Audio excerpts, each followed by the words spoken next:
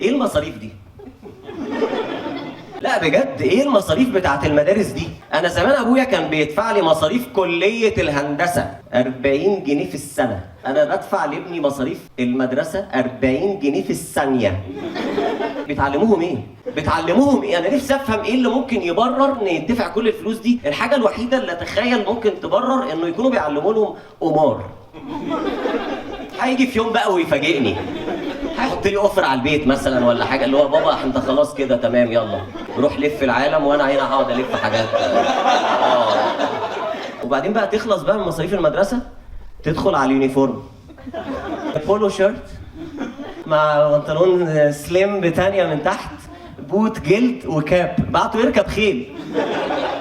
انا طقم اليونيفورم ده كنت ممكن اقعد اتحايل على ابويا ترم كامل عشان يشتري لي زيه في العيد.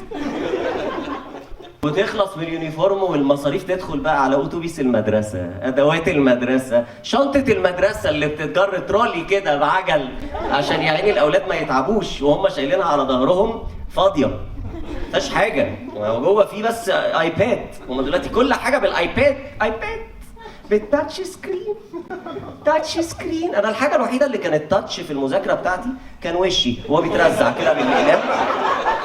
ركز ركز، كان تاتش سكرين.